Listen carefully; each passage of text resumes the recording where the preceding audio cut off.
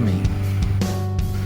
Nós temos trabalhado e falado sobre os milagres de Jesus no Evangelho de João nas últimas semanas, já há algumas semanas, né? E não vai ser diferente hoje. Nós temos visto que os milagres e os sinais que Jesus realiza e que são registrados no Evangelho de João, eles servem para nos apresentar Jesus como o Messias, como Filho de Deus e, em última instância, Jesus como o próprio Deus. E é isso que nós temos visto. Nós vimos Jesus transformando água em vinho, ele cura o filho de um oficial romano, ele cura um paralítico no tanque de Betesda, ele multiplica 5 pães e 2 peixes em alimento suficiente para alimentar aproximadamente 15 mil pessoas, e ele anda sobre as águas, que é o que nós vimos semana passada. Com tudo isso, nós já podemos afirmar: Jesus tem todo o poder sobre o mundo natural, sobre o mundo real, o mundo material que nós vivemos. Ele não está sujeito às leis da natureza. Ele pode usar o seu poder acima de todas essas coisas, e ele vai usar porque Deus tem propósitos com a terra, com a gente, com a igreja, com tudo que existe. Deus está no controle de todas as coisas. Nós também podemos afirmar que pelo poder de Cristo, Ele pode salvar as pessoas de qualquer circunstância, de qualquer dificuldade, de qualquer problema. Não importa a condição, o estado mais terrível, não há barreiras para Jesus em qualquer coisa que Ele deseja fazer. Esses milagres apontam Jesus como Deus, como Senhor e Salvador do seu povo.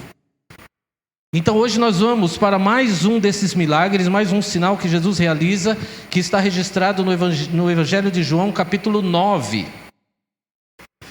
No Evangelho de João, capítulo 9, nós vamos ver mais uma cura que Jesus faz. E é muito interessante esse trecho. Eu vou pedir a sua máxima atenção, que são muitos detalhes, e nós vamos nos 41 versículos deste capítulo todo, ok? Evangelho de João, capítulo 9, nós temos aí, então, mais uma cura que Jesus faz. Ele estava em Jerusalém para a festa dos tabernáculos. Nós já falamos disso. Existiam as 3 grandes festas, essa era uma delas. E Jesus estava ali, e os judeus iam celebrar, ou estavam celebrando, a festa dos tabernáculos. Nos capítulos 7 e 8, que nós não lemos, mas Jesus vai ter ali uma série de conflitos com os religiosos. Muitos conflitos, existe muita coisa acontecendo, e aqueles religiosos têm a única intenção de pegar Jesus num erro, pegar Jesus numa falha, para poder condenar Jesus, para poder prender Jesus. O clima é muito tenso, e é nesse contexto que o milagre do capítulo 9 vai acontecer. No capítulo 8, mais especificamente no versículo 12, se você der uma folhadinha, uma página para trás aí, você vai ver uma declaração que Jesus faz e que deu muito problema isso. João 8,12 diz assim: de novo lhes falava Jesus, dizendo: eu sou a luz do mundo. Quem me segue não andará nas trevas, pelo contrário, terá a luz da vida. Isso trouxe muita discussão, muito conflito, muita discussão entre eles. Mas o que aqueles religiosos não sabiam é que Jesus estava preparando o campo para o que ele ia fazer. Jesus tinha objetivos nesses seus milagres, nesses sinais, e essas pessoas estavam brigando com ele, discutindo com ele, e ele estava preparando mais um momento para demonstrar o seu poder divino, o seu poder como Deus. Então nós vamos fazer uma leitura dos 7 primeiros versículos de João 9, e eu peço que você acompanhe aí na sua Bíblia. João 9, de 1 a 7. Diz assim: caminhando Jesus viu um homem cego de nascença, e os seus discípulos perguntaram: mestre, quem pecou, este ou os seus pais, para que nascesse cego? Respondeu Jesus: nem ele pecou, nem seus pais, mas foi para que se manifestassem nele as obras de Deus. É necessário que façamos as obras daquele que me enviou, enquanto é dia. A noite vem, quando ninguém pode trabalhar. Enquanto estou no mundo, sou a luz do mundo. Dito isto, cuspiu na terra e, tendo feito lodo com a saliva, aplicou aos olhos do cego, dizendo-lhe: vai, lava-te no tanque de Siloé, que quer dizer enviado. Ele foi, lavou-se e voltou vendo. Nós temos aí que Jesus está caminhando com seus discípulos. Era o sábado. Sábado era o dia central da festa dos tabernáculos.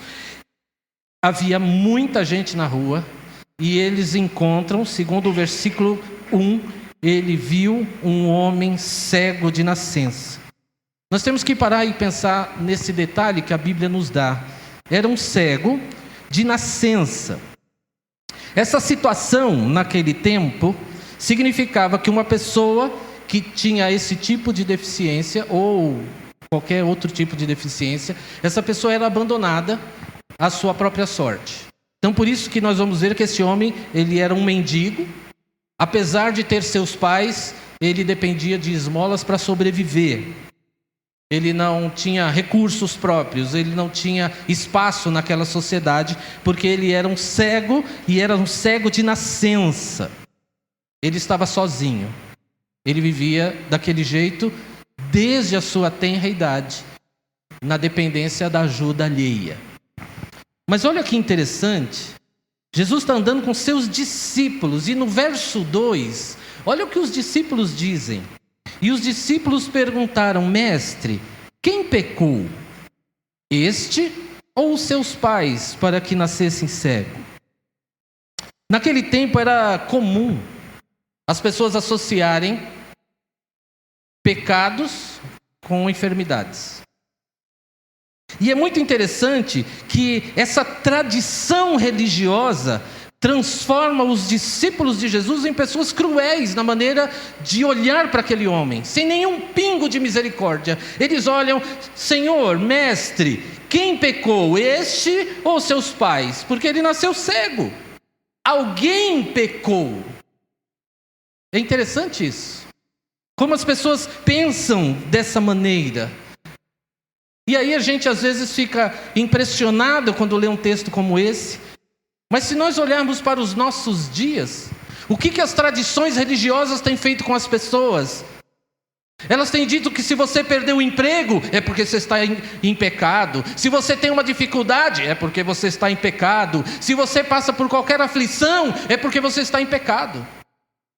E é muito interessante que eles falam assim: ele ou os pais. Então eles também, já naquele tempo, acreditavam em maldições hereditárias. Uma coisa que a Bíblia nunca falou sobre isso, e já era um costume do pensamento achar que hereditariamente o pecado do pai, ou da mãe, ou do avô, ou da avó, pudesse transmitir enfermidades para os seus filhos. Infelizmente, isso também é uma realidade nos nossos dias.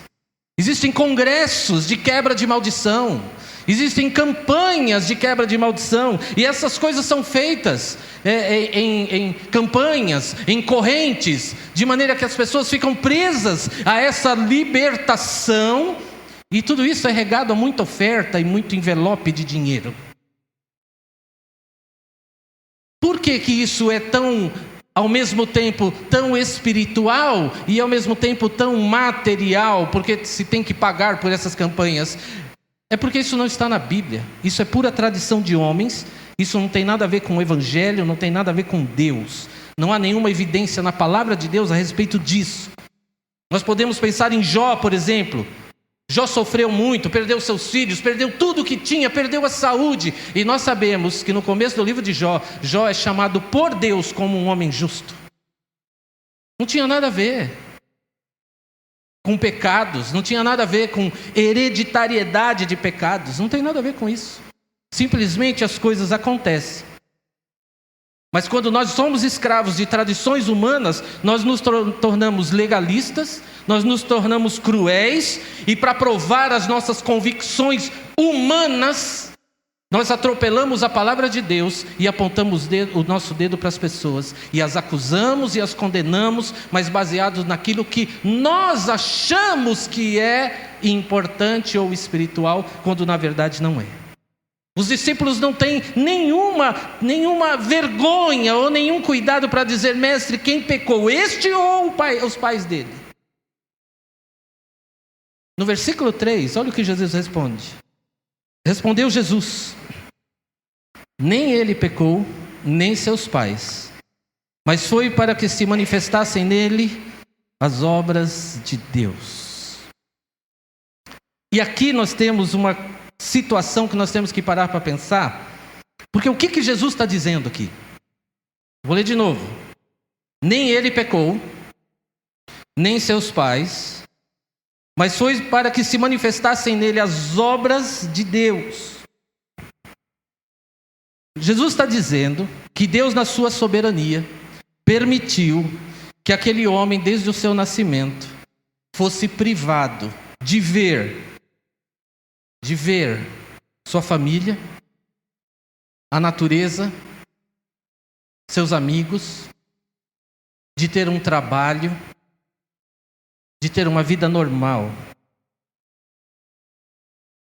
Porque Deus tinha um plano para que um dia, na vida daquele homem, um dia, na história daquele homem, um dia, a glória do Senhor seria manifestada. É só por isso que aquele bebezinho nasceu cego. Porque Deus queria, num momento da história, manifestar a sua glória através da cura daquela criança que agora se tornou um homem, né? Deus estava no controle da situação daquele homem desde o seu nascimento. Deus acompanhava o crescimento dele e aquela situação dele, e a gente vai olhando e a gente vê que ele caiu nas garras da sociedade e ele vivia as restrições. Ele vivia as restrições da sociedade. Ele virou um mendigo. Tudo por quê? Deus queria manifestar a sua glória. Por que Deus queria manifestar a sua glória? Porque Ele é Deus, Senhor absoluto de todas as coisas. E Ele faz tudo como Ele quer, quando Ele quer e com quem Ele quer. Ele é Deus.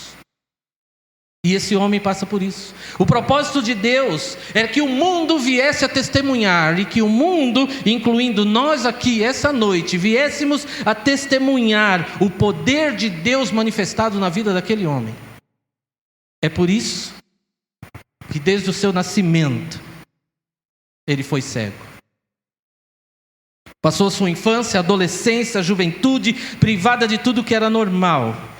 Porque Deus escolheu aquele homem para ser o instrumento de Deus para a glória de Deus mesmo. E aí eu fiquei pensando sobre isso. Quantas vezes nós dizemos nas nossas orações: Deus, me faz um instrumento da tua glória.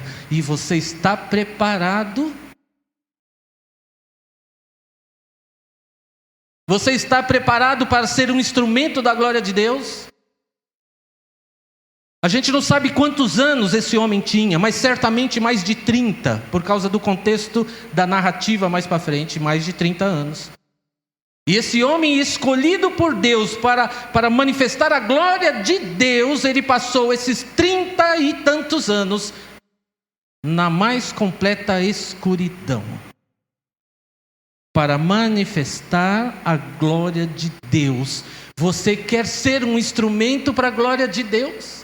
Você está disponível, disposto, você é corajoso o suficiente para dizer: Deus, faz comigo o que o Senhor quiser, e eu vou glorificar o teu nome, e a tua majestade será manifestada na minha vida.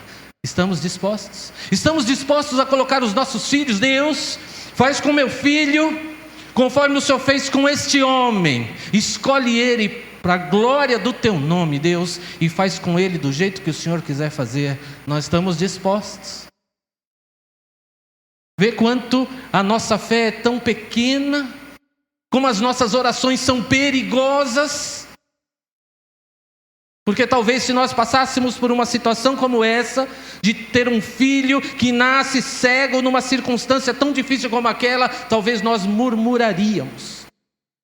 blasfemaríamos contra Deus.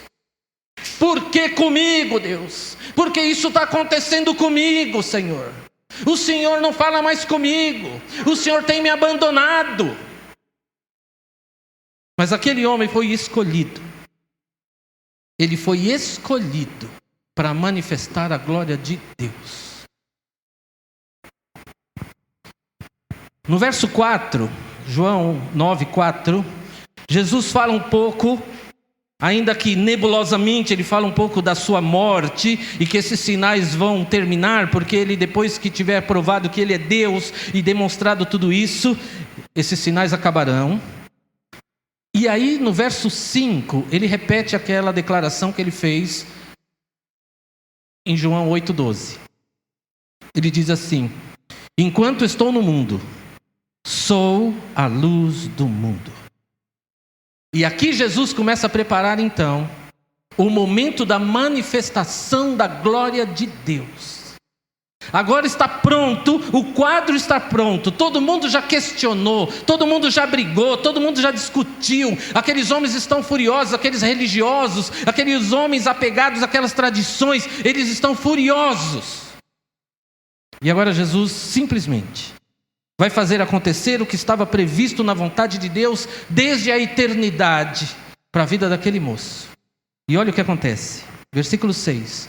Dito isso, cuspiu na terra e, tendo feito lodo com a saliva, aplicou aos olhos do cego, dizendo-lhe: vai, lava-te no tanque de Siloé, que quer dizer enviado. E ele foi, lavou-se e voltou vendo. O que nós temos aqui, gente? Lembra quando aquele oficial romano chegou para Jesus e disse que o seu filho estava doente? Ele estava numa outra cidade, cerca de 25 quilômetros de distância. E aquele homem falou: Jesus, vem comigo à minha casa, meu filho está doente. Jesus falou assim: eu não preciso ir na sua casa, pode ir, ele está curado. Com uma palavra, a longa distância, Jesus curou aquele moço. Mas agora, diante daquele homem, Jesus, verso 6, cuspiu na terra e, tendo feito lodo com a saliva, aplicou aos olhos do cego. Por que Jesus fez dessa maneira? E nós temos que pensar. Jesus está fazendo sinais para mostrar que Ele é Deus. E aí Jesus cospe no chão e faz lodo com o pó da terra. Te lembra alguma coisa isso? Gênesis capítulo 2, vamos ver lá? Gênesis capítulo 2, versículo 7.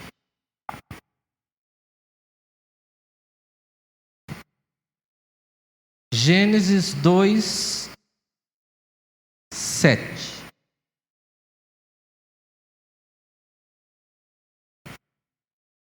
Então formou o Senhor Deus ao homem do pó da terra, e lhe soprou nas narinas o fôlego de vida, e o homem passou a ser alma vivente. O que Jesus está fazendo aqui, no versículo 6 de João 9, é exatamente o que Deus fez em Gênesis capítulo 2, 7, formando o homem do pó da terra. Jesus está fazendo olhos para aquele cego. Ele está formando olhos novos e aplicando ali no rosto dele, para que ele tenha olhos e possa ver. Jesus é Deus. Jesus é Deus. Ele faz como Deus fez, porque Ele e Deus são a mesma pessoa. Quando Ele cospe na terra e Ele faz aquele lodo, é da mesma maneira que Deus fez Adão do pó da terra. E Jesus vai dizendo: eu sou Deus, eu sou Deus. E essa é uma evidência muito forte. Eu sou Deus. E o texto continua. Versículo 8. Então os vizinhos, João 9, versículo 8. Então os vizinhos e os que dantes o conheciam de vista como mendigo, perguntavam: não é este o que estava sentado pedindo esmolas? Uns diziam: é ele, outros: não, mas parece com ele. Ele mesmo, porém, dizia: sou eu. A reação das pessoas era assustadora. Esse homem é cego, eu conheço ele desde o nascimento dele, ele sempre foi cego, ele é um mendigo, e como é que agora ele está andando, ele está falando, ele não depende mais de ninguém. E alguns diziam assim: não é ele não, deve ser outra pessoa, é outro, não é ele, mas se parece com ele. E ele falava para as pessoas: não sou eu, sou eu. Ele enxergou. Aí perguntaram para ele, verso 10: como foi que seus olhos foram abertos? Olha a resposta que ele dá no verso 11: o homem chamado Jesus fez lodo, untou-me os olhos e disse-me: vai ao tanque de Siloé e lava-te. Então eu fui, lavei-me e estou vendo. Olha que interessante, eu queria chamar sua atenção para isso. Olha a identificação que ele faz de Jesus. O homem chamado Jesus. Ele nem sabia quem era Jesus. Ele sabia que era um homem chamado Jesus, que tinha dado a ele essa ordem. Esse homem tinha colocado lama nos olhos dele e mandou ele lavar o rosto. Ele falou: é um homem chamado Jesus. Ele me untou os olhos e me disse: vai para o tanque Siloé. E eu fui. Sem entender, eu não sei o que vai acontecer. Eu não sabia o que ia acontecer, mas eu fui. Ele falou: vai, eu fui. E agora eu estou vendo. Verso 12. Disseram-lhe, pois: onde ele está? Ele respondeu: eu não sei. Jesus manda ele se lavar no tanque Siloé e Jesus vai embora. Quando ele volta enxergando, as pessoas perguntam, ele fala assim: foi o homem chamado Jesus. Um homem chamado Jesus. E onde ele está? Eu não sei. As pessoas estavam apavoradas com aquilo. As pessoas não sabiam. E ele fala: foi um homem chamado Jesus. Ele estava aqui. E agora, onde ele está? Eu não sei, ele não está mais aqui. Eu voltei para cá, ele não está. Eu só sei que ele mandou e eu fui. Olha o versículo 13. Levaram, pois, aos fariseus o que dantes fora cego. E era sábado o dia em que Jesus fez o lodo e lhe abriu os olhos. Eles estavam tão assustados com aquilo que eles foram recorrer aos homens religiosos daquela época. E aí eles vão lá aos fariseus. E o detalhe que a Bíblia coloca é que era sábado quando isso aconteceu. 16.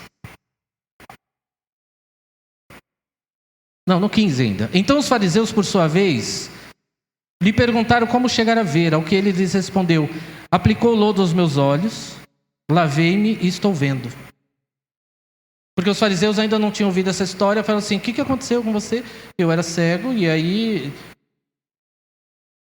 esse homem me aplicou lodo nos olhos, eu me lavei e estou vendo.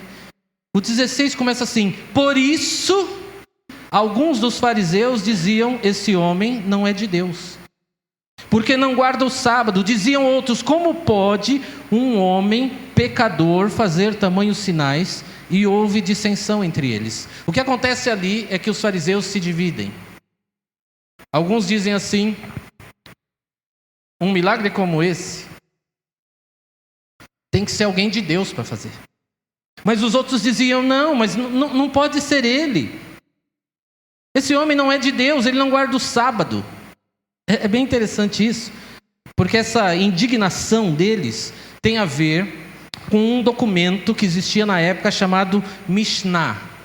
Mishnah é um documento que existia, criado pelos judeus, e nesse documento, que eles anexaram às leis de Moisés lá, existiam 37 ações que uma pessoa não poderia fazer no sábado.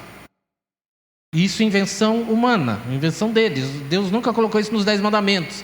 Mas aí eles criaram essa parte nova. E dentre essas coisas que estavam ali, esses 37 coisas que não se podia fazer num sábado, estava fazer lodo. Então eles criaram a lei. É proibido fazer lodo no sábado. Talvez porque alguma criança brincava de fazer laminha lá e fazer alguma coisa e falar assim, isso não pode, isso é trabalho, isso está quebrando o sábado, é contra a lei de Deus. Então eles criaram esse tipo de lei. E aí quando eles ouvem aquele homem dizer que ele foi aplicado aos seus olhos lodo e ele se lavou e viu, ao verso 16 diz, por isso, por causa de ter feito lodo, alguns dos fariseus diziam, esse homem não é de Deus. Percebe que, mais uma vez, a tradição religiosa, que não tinha nada a ver com a palavra de Deus, não tinha nada a ver com a revelação de Deus, não tinha nada a ver com os 10 mandamentos ou os mandamentos da lei mosaica, não tinha nada a ver com isso, mas essas tradições estavam acima, inclusive de um milagre de um homem cego voltar a enxergar, e para eles isso não importava, quebrou a nossa lei, não vale. Por isso nós temos que tomar muito cuidado, irmãos. Quando nós vamos criando sistemas religiosos para vivermos dentro deles, e estas coisas acabam tomando o lugar da palavra de Deus, e então nós nos tornamos escravos de mandamentos humanos.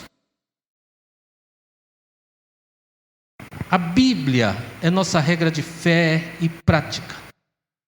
Ela é o nosso guia, ela é a luz do nosso caminho, é a Bíblia. E nada mais, nada mais.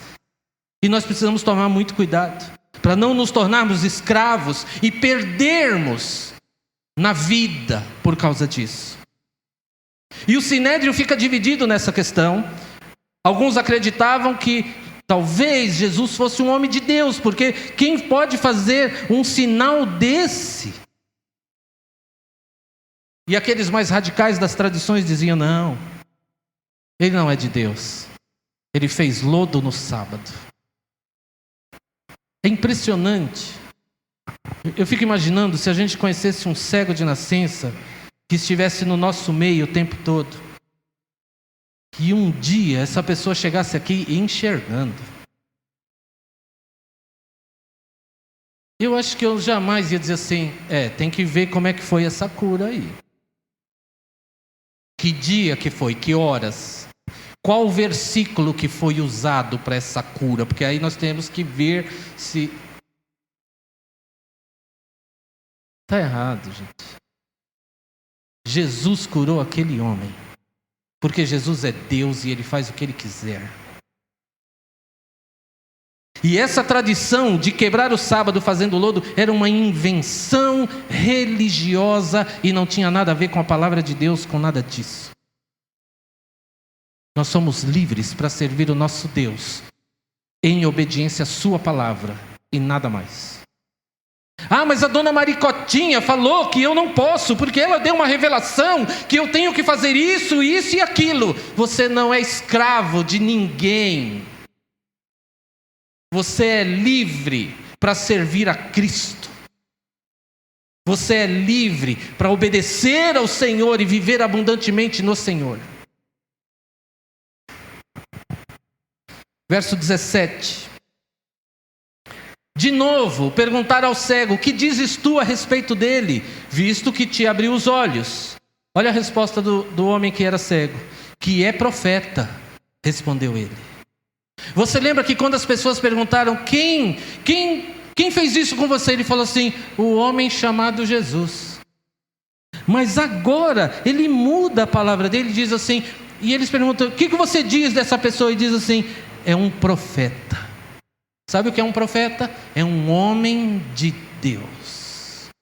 Agora, é como se ele tivesse aumentando a sua percepção e entendimento do que havia acontecido com ele.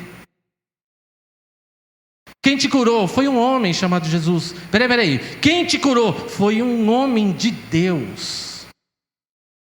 E ele vai tendo um entendimento. Ele vai falar que é profeta. Olha o verso 18. Não acreditaram os judeus que ele fora cego e que agora via, enquanto não lhe chamaram os pais e os interrogaram. E este o vosso filho, de quem dizeis que nasceu cego? Como, pois, vê agora? Então os pais responderam: sabemos que este é nosso filho e que nasceu cego, mas não sabemos como vê agora, ou quem lhe abriu os olhos também, não sabemos. Perguntai a ele, e idade tem, falará de si mesmo. O que eles estão dizendo aqui? Eles estão dizendo: por que vocês estão perguntando para nós? Nós somos os pais dele. Sabemos sim, ele era cego sim. Mas perguntem a eles, quando eles dizem assim, idade ele tem e falará por si mesmo, ou de si mesmo, o verso 21. Olha o que diz o verso 22. Isso disseram seus pais, porque estavam com medo dos judeus, pois estes já haviam assentado que se alguém confessasse ser Jesus, o Cristo, fosse expulso da sinagoga. Por isso é que disseram os pais: ele idade tem, interrogai-o. Os judeus haviam passado uma lei de que se alguém declarasse que Jesus era o Messias, seria expulso da sinagoga. E ser expulso da sinagoga era um grande problema, porque dentro da cultura judaica, dentro da sociedade judaica, estar fora da sinagoga significava estar alheio a todas as coisas que aconteciam na sociedade. Eles não podiam mais fazer negócios juntos, eles não tinham mais relacionamento de amigos, eles não tinham mais nada. E os seus pais, com medo de serem expulsos, eles disseram: olha, vai perguntar para ele, eu não vou dizer nada. E olha o que eles dizem: não sabemos como vê agora, ou quem lhe abriu os olhos também não sabemos. Não me põe nesse rolo, eu só sei que meu filho era cego e agora ele está vendo. Perguntem para ele. É bem interessante a gente entender isso, porque esse é o contexto que o Saulo, antes de virar apóstolo Paulo, lembra que ele vai para Damasco, mas ele leva umas cartas para poder prender os crentes lá. Essas cartas eram baseadas nesse tipo de lei. Vai até onde as pessoas estão declarando que Jesus é o Messias e prende eles. Esse é o contexto, eram leis que eles criaram para barrar o ministério de Jesus, para cercar Jesus e impedir que as pessoas declarassem que Jesus era o Messias. Era na base da lei, era na base da opressão. Naquele período a igreja sofria forte perseguição, e esses homens, esses religiosos que viviam arraigados nessas tradições mortíferas, ainda criavam novas leis para impedir o evangelho de prosseguir. E aquelas duas pessoas, os pais daquele homem, preferiram não se envolver nessa confusão. Verso 24. Então chamaram pela segunda vez o homem que fora cego. E lhe disseram: dá glórias a Deus, nós sabemos que esse homem é pecador. Eles queriam agora que ele negasse que Jesus é o Senhor, que ele negasse que Jesus era de Deus. Eles estão tentando forçar ele a mudar a sua percepção ou a sua perspectiva de quem é Jesus. Para com isso. Olha o que eles dizem: dai glória a Deus, nós sabemos que este homem é pecador. A resposta do cego então é que vai mudando e vai nos apresentando como que a salvação dele foi transformando a sua mente. É muito interessante como a Bíblia relata isso, porque quando a gente vê a conversão do apóstolo Paulo, é uma mudança instantânea, né? Ele está indo para perseguir os crentes, Jesus aparece para ele para ali mesmo, e aí ele se converte e se torna um pregador. Isso é uma maneira de ser salvo. Mas a Bíblia está nos apresentando que esse homem, ele começa com um encontro com Jesus, recebe do Senhor a bênção, identifica Jesus como o homem chamado Jesus. Depois ele começa a dizer: não, ele é um profeta. E aí no meio dessa confusão é como se Deus estivesse trabalhando no coração dele. E olha o que ele diz no verso 25. Aqueles homens estão dizendo: esse homem é pecador. E o verso 25 diz assim: que ele retrucou: se é pecador eu não sei, uma coisa eu sei, eu era cego e agora eu vejo. Eu não sei o que vocês estão falando. Eu sei que Jesus veio e eu era cego e agora eu vejo. Os fariseus estão enlouquecidos. Versículo 26, perguntaram-lhe, pois, que te fez ele? Como te abriu os olhos? E ele respondeu, eu já disse isso a vocês e vocês não atenderam. Por que quereis ouvir outra vez?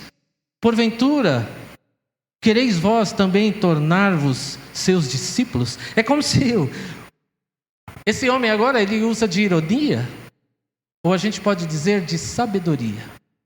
E vocês estão perguntando de novo? Vocês estão muito interessados nele. Talvez vocês queiram se tornar discípulos dele também. Porque esse milagre que Jesus fez é tão grande que certamente o sinédrio já estava dividido. Ele falou assim, vocês estão muito interessados. Eu vejo isso como sabedoria. Irônica, mas é sabedoria. Versículo 28, olha a situação. Então o injuriaram, ofenderam ele. E lhe disseram, discípulo dele és tu, mas nós somos discípulos de Moisés. Sabemos que Deus falou a Moisés, mas este nem sabemos de onde é.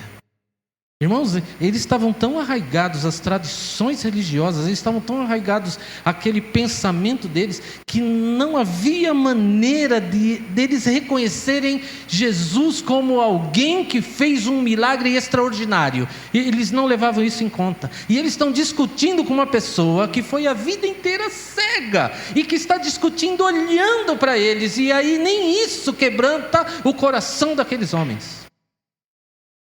O que a gente entende por esse tipo de contexto? É que se a verdade do Senhor não entrar no nosso coração, vão acontecer milagres, vai chover milagre e as pessoas não vão se converter. Porque o que converte a pessoa não é um milagre, o que converte a pessoa é a presença de Jesus na vida dela, é isso que faz a diferença.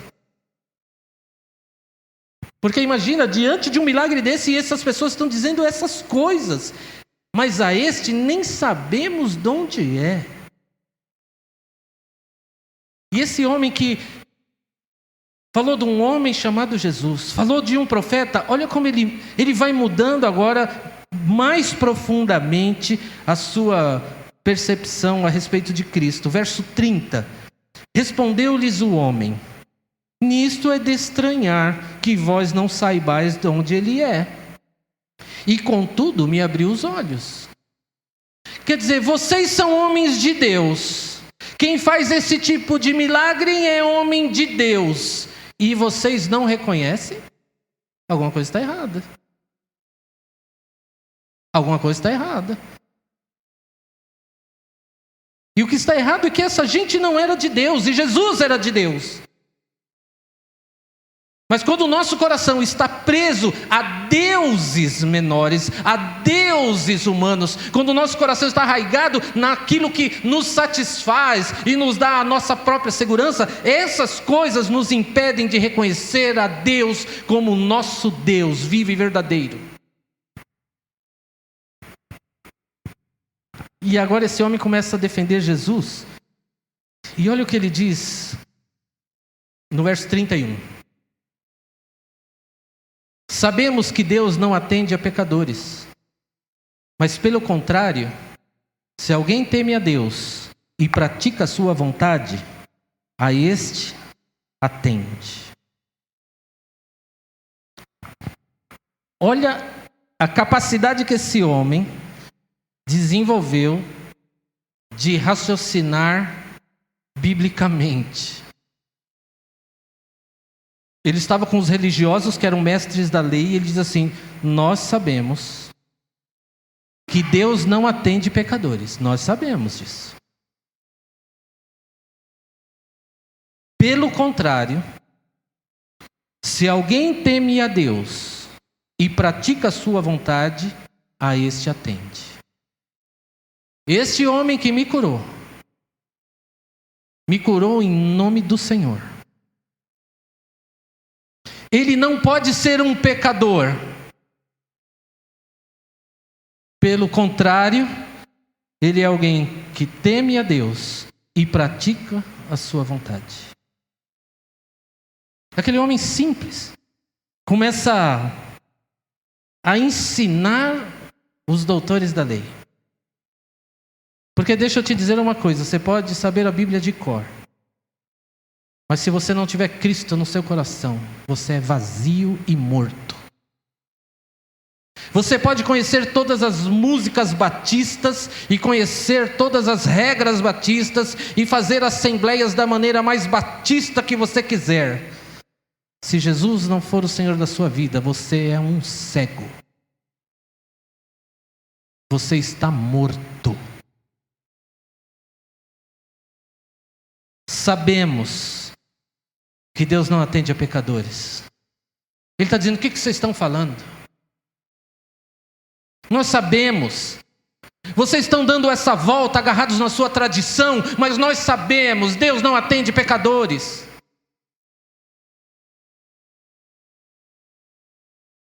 Eu não sei qual é o seu relacionamento com Jesus. Mas se você não é alguém que teme a Deus e pratica a vontade dEle, e você busca a Deus em oração, Deus te dizer, Ele não atende. Ele não te ouve. Você está sozinho. Eu quero viver do meu jeito, eu quero fazer as coisas do meu jeito, eu quero pecar, eu quero viver a vida. Aí vem uma tribulação, vem uma dificuldade. Deus, me ajuda. Deixa eu te dizer, Deus não ouve. Porque Deus não atende a pecadores. Deus atende os seus filhos. Alguém que teme a Deus e pratica a sua vontade. A este, Deus atende. Algumas lições que a gente tem em cima disso. Jesus já havia se manifestado como Deus, através desses sinais.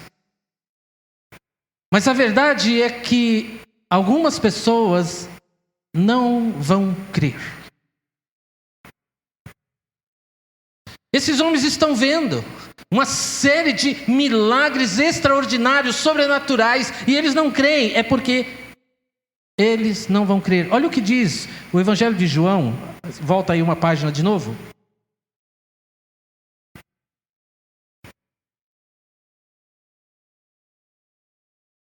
Olha como Jesus começa, ou como ele nos dá uma boa explicação a respeito desta cegueira religiosa dessa gente. Olha o que ele diz aí no João 8:47. João 8:47. Quem é de Deus, ouve as palavras de Deus. Por isso não me dais ouvidos, porque não sois de Deus. Jesus vai nos ensinando que se uma pessoa não é de Deus, ela não entende as coisas de Deus e ela não reconhece Jesus como Senhor da sua vida. Quem é de Deus, ouve as palavras de Deus. Por isso vocês não me dão ouvidos, porque vocês não são de Deus. Quem não é de Deus não ouve, não entende, não pratica, não obedece a Jesus. Olha o que, vamos melhorar um pouco essa nossa visão. E aí em João capítulo 10, também é só alguma página para frente aí, João 10. Olha o que Jesus, ele continua no debate com aqueles religiosos, e olha o que ele diz no versículo 26. João 10, 26. Mas vós não credes, porque não sois das minhas ovelhas. As minhas ovelhas ouvem a minha voz, eu as conheço e elas me seguem. Eu lhes dou a vida eterna. Jamais perecerão e ninguém as arrebatará da minha mão.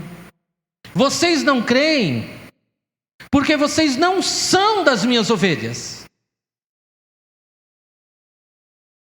Quem não é do rebanho das ovelhas nunca vai crer em Jesus. Vocês não creem porque não são das minhas ovelhas. 27. As minhas ovelhas ouvem a minha voz. Eu as conheço e elas me seguem. Uma outra maneira da gente ver, e Jesus falando ainda, volta aí no João ainda, capítulo 6. João capítulo 6. Jesus está dizendo que se você não é daqueles escolhidos por Deus para crer, você não vai crer. João 6, 37. Evangelho de João, capítulo 6, versículo 37. Todo aquele que o Pai me dá, esse virá a mim, e o que vem a mim, de modo nenhum o lançarei fora. Todo aquele que o Pai me dá, esse virá a mim. Só vai a Jesus alguém que Deus dá para Jesus. E esse que Deus dá para Jesus, ninguém tira da mão dele. Olha o que diz o 39 aí. E a vontade de quem me enviou é esta, que nenhum eu perca de todos os que me deu. Pelo contrário, eu ressuscitarei no último dia. Então Jesus recebeu vidas do Pai para que ele salvasse. Para que Jesus não perdesse nenhum deles, pelo contrário, os ressuscitasse no último dia. Todos aqueles salvos em Jesus Cristo, que ressuscitarão no último dia, são pessoas que foram dadas por Deus para Cristo. Versículo 44, do João 6. Ninguém pode vir a mim, se o Pai que me enviou não o trouxer. E eu, de novo, o ressuscitarei no último dia. Ninguém pode vir a mim, se o Pai que me enviou não o trouxer. Ninguém vai a Deus por suas próprias pernas. Ninguém aceita Jesus. Mas Deus, na sua soberania, leva pessoas até Jesus.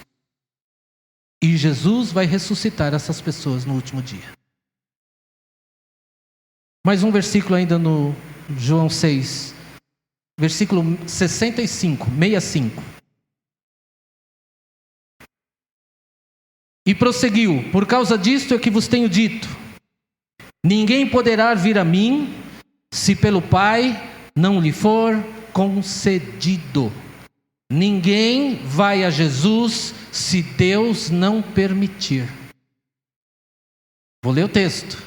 Ninguém poderá vir a mim, Jesus falando, se pelo Pai não lhe for concedido.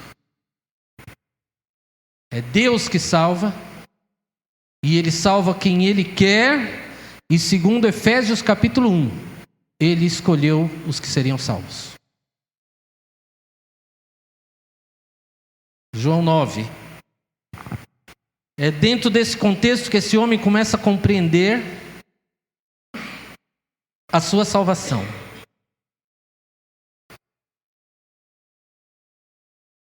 Eles começam a ensinar os mestres da lei. Aqueles homens conheciam as escrituras de cor, mas eram incapazes de reconhecer Jesus como o Messias. A religião deles era tão forte no coração deles, que eles eram incapazes de reconhecer Jesus. Verso 31. Sabemos que Ele não atende pecadores, sabemos que Ele atende somente quem teme a Deus e pratica a vontade de Deus. E no verso 32, olha o que ele diz, João 9, 32. Desde que há mundo, jamais se ouviu que alguém tenha aberto os olhos a um cego de nascença. E sabe que isso é verdade? Nos registros do Antigo Testamento tem muitos milagres. Em documentos paralelos, a respeito da história da humanidade, também se cita muitos milagres, mas não há nenhum milagre como este de um cego de nascença ter sido curado. E aquele homem, ensinando os mestres, diz: desde que há mundo, jamais se ouviu que alguém tenha aberto os olhos de um cego de nascença. Verso 33. Se este homem não fosse de Deus, nada poderia ter feito por mim. Ele é de Deus. Ele é de Deus. E aí, quando o argumento da verdade fica muito contundente, muito forte, até hoje acontece o que aconteceu naquele dia no verso 34, que diz assim: mas eles retrucaram: tu és nascido todo em pecado e nos ensinas a nós? E o expulsaram. E é assim até hoje. Quando você começa a confrontar tradições religiosas, desvios doutrinários, heresias, e você começa a ir na palavra de Deus, e vira para lá, e vira para cá, palavra de Deus, as pessoas vão se sentindo encurraladas, e aí elas chegam a esse ponto da ofensa e da violência. Porque a verdade é imbatível. E aqueles homens não tinham mais como discutir com aquela pessoa simples. E aí eles o ofendem: tu és nascido todo em pecado e nos ensina a nós? Porque eles se consideravam não nascidos em pecado. Eles eram os religiosos. Eles são esses grandes apóstolos falsos e mentirosos de hoje. Esses falsos profetas que se colocam como guarda-chuva espiritual das pessoas. Esses mentirosos. Vai para cima deles com a palavra de Deus. Eles vão te xingar, virar as costas e vão embora. Sabe por quê? Porque eles não têm argumento na palavra de Deus. Jesus fica sabendo que esse homem foi expulso. Verso 35. Ouvindo Jesus que o tinham expulsado, encontrou-o e lhe perguntou: crês tu no Filho do Homem? Você crê no Filho do Homem? Essa expressão que Jesus usa, Filho do Homem, ela é usada lá no livro de Daniel, se você vai anotar. Daniel capítulo 7, versículo 13. Daniel usa esta expressão Filho do Homem para se referir ao Messias. Para se referir a Jesus, lá em Daniel, profeticamente se referindo a Jesus.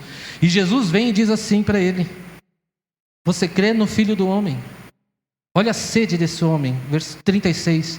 E ele respondeu e disse: quem é, Senhor, para que eu nele creia? Quem é ele? Quem é o Filho do Homem? Ele conhecia essa expressão: quem é o Messias, para que eu nele creia? E Jesus então se declara, verso 37, e Jesus lhe disse: já o tens visto, e é o que fala contigo. E o verso 38, ele diz assim, então afirmou ele: creio, Senhor, e o adorou. Este homem era um judeu. Como semana passada nós falamos, os judeus são monoteístas, eles creem só em um Deus. E eles adoram só a Deus e o Deus de Israel. Este homem olha para Jesus. Jesus diz que é o Filho do Homem, ele reconhece, ele diz que crê e ele adora a Jesus. E o judeu, na hora de adorar, ele se ajoelha aos pés e ele adora. E esse homem se ajoelha aos pés de Jesus e o adora. E Jesus recebe a adoração dele, porque Jesus é Deus. E Jesus falou: vocês só podem adorar a Deus. Aquele homem se ajoelha diante de Jesus e Jesus recebe a adoração dele. Sabe por quê? Porque Jesus é Deus. Não havia nenhuma ofensa desse homem para com Jesus. Então aquele homem começa dizendo: um homem chamado Jesus. Depois pergunta para ele de novo: é um profeta. Mas agora nesse versículo ele se ajoelha diante do Deus de Israel e adora. E ele confessa: eu creio, Senhor. A salvação dele se completa.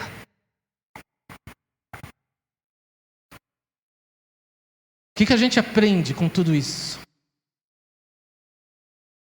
A gente aprende que o mundo está em trevas. São muitas religiões, muitos deuses, muitos messias, mas o mundo caminha em trevas. O que a gente aprende também é que Jesus é a luz do mundo e não há mais ninguém. O mundo está em trevas, mas Jesus é a luz do mundo. E se você quer sair das trevas, você tem que ter um encontro com Cristo. Não com a religião, não com as tradições, não com documentos paralelos criados por homens, mas com Cristo. Obedecê-lo, servi-lo na sua palavra, que é verdade do Senhor, a revelação de Deus. E aí, você vai ser como aquele homem que de cego passa a ver. E se você reconhece Jesus como o Senhor e Salvador da sua vida, como o Emanuel, o Deus encarnado no meio de nós, você vai adorar Ele para o resto da sua vida e vai ter a vida abundante que Jesus prometeu a todos aqueles que o servissem. O mundo jaz no maligno, mas Jesus é a luz do mundo. E nós vivemos nesse mundo. E sem Cristo estamos em trevas. Mas com Jesus nós temos vida e vida abundante. Amém? Vamos ficar de pé, vamos orar? Senhor Deus, diante da Tua palavra e diante da narrativa, Deus, desse homem que teve esse encontro com Jesus, Pai, nós queremos colocar as nossas vidas nas Tuas mãos, ó Deus. E pedir ao Senhor, em nome de Jesus, tem misericórdia das nossas vidas, Pai. Tem misericórdia, Deus, das nossas vidas. Te pedimos, ó Pai, em nome de Jesus, quebra toda barreira, ó Deus, dessa espiritualidade falsa e mentirosa, Pai. Nos liberta, ó Deus, completamente dessa religião falsa que tem nos aprisionado, Pai, em nome de Jesus, Deus. Liberta a Tua igreja, liberta o Teu povo, Pai. Tira, Senhor, essa escama dos nossos olhos, que nós possamos nos submeter a Cristo como aquele homem fez e o adorarmos completamente, crendo nele como Senhor e Salvador das nossas vidas. Pai, eu te peço em nome de Jesus, faz este milagre, Senhor, na vida de tantas pessoas, ó Pai, que estão presas a tantos argumentos, ó Deus, estão presas a tantas coisas que não estão nem na Tua palavra, Pai, não estão nem na Tua palavra, Senhor. Liberta-os, ó Pai, liberta-os pela Tua verdade, pela Tua palavra, ó Deus. Usa as nossas bocas, ó Deus, usa a Tua igreja, Senhor, como farol neste mundo, ó Deus, para proclamar a verdade do Senhor, ó Deus, em nome de Jesus, ó Pai, em nome de Jesus. Nos faz focar, ó Deus, naquilo que é importante, Pai, naquilo que é mais importante, a salvação, ó Deus. Que nós não fiquemos presos, ó Deus, às estruturas, que não fiquemos presos, ó Deus, a tantas coisas materiais que são passageiras. Pai, em nome de Jesus, nos liberta desse sentimento, ó Deus, que nós possamos tão somente adorar a Jesus, viver para a glória do Senhor, proclamando a Tua verdade, vivendo a Tua verdade, ó Deus, testemunhando a Tua verdade, Pai. Transforma, Deus, as nossas vidas completamente, Pai, completamente como o Senhor fez com este homem, Pai, que sofreu por tantos anos esta cegueira, ó Deus, mas que nesse encontro com Jesus foi completamente liberto, ó Deus, mas não somente da sua cegueira física, mas também, ó Deus, foi liberto da escravidão, da tradição e da mentira e desse engano religioso, Pai.